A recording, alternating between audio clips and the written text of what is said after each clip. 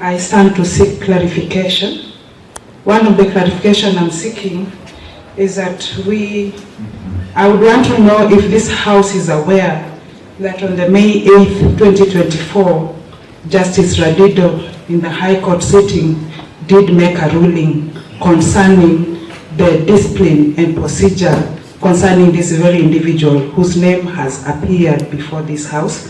If the House is aware, then are we comfortable proceeding with what is before us? That is one. Number two, is the House aware of the functions of a CEC? Among the functions, if I could remind us, would go around policy areas. It is my considered opinion that what has been presented here and split into 3 issues is one concern, which is a letter that is purportedly forged. The people that drafted this motion were not kind enough to this sitting to present to us, 1, a copy of the letter, 2, a confirmation of anybody or any individuals who sat to ascertain authenticity of these words presented before us. It is, Honorable Speaker, my considered opinion that this House is being taken for granted, that this House is being used as a tool to exercise revenge for reasons that are not known for us or to us. And therefore, it is easy to say that we are not clear on what concerns we are addressing here. My third concern, Honorable Speaker, if at all there was a sitting of individuals who investigated into these concerns that are brought before us, is there a report before this House that then these members need to discuss? If the report I think, Honorable William, you must know the procedures of this. This is a motion whereby you are eligible to contribute. There was no committee yet to be formed.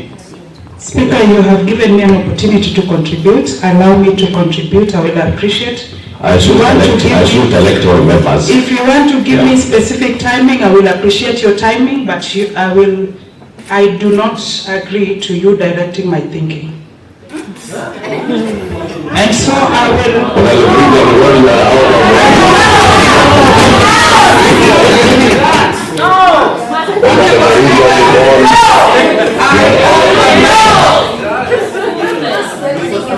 do not agree to you directing my thinking.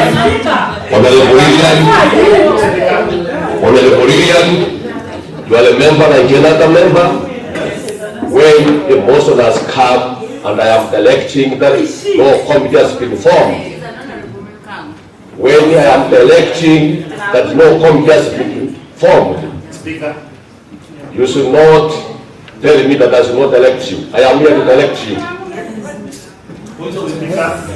Honorable members, that is the duty of the Speaker, Honorable William, if you are not aware. So you proceed.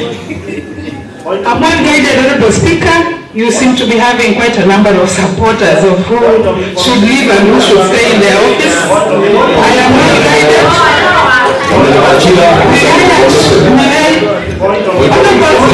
I can only sit down when it is a point of order. Only point of order would allow me to sit down.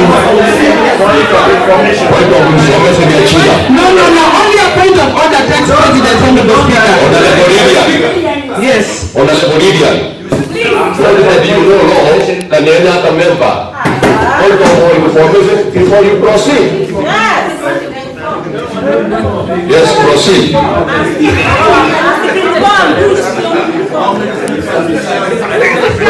Proceed.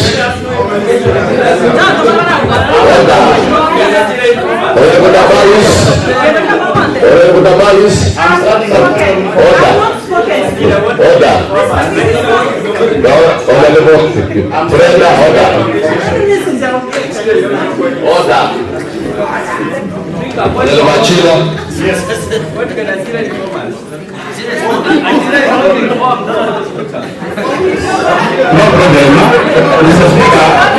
I wish to stand and inform my colleague on standing order committee on placing our third of the members to investigate this matter, and shall within 10 by saying, if I could revisit what I said, it is not clear whether we are supporting or we are not. Because at this point, when you say and read, and the chair culture did read very well, and one of the things that is contained in this motion is that this House therefore decides to. That's a paragraph in this document. And that means when we are exhausting this motion, we are actually making a decision as a House. So if the chair so guides that when we decide, then we are not going to decide the content of this document, therefore I'll be comfortable, Honorable Speaker. But if we are going to decide on the content of this document, then we should be able to restrict ourselves to what is written here. I have checked through this document. There is no request for formation of a committee, Honorable Speaker. And that is why, if there was a request for formation of a committee to discuss this matter, then it would be easy to adopt it. But this request here is a decision that this House so decides to impeach an individual. So if the request was formation of a committee, I wouldn't have reasoned with a different request.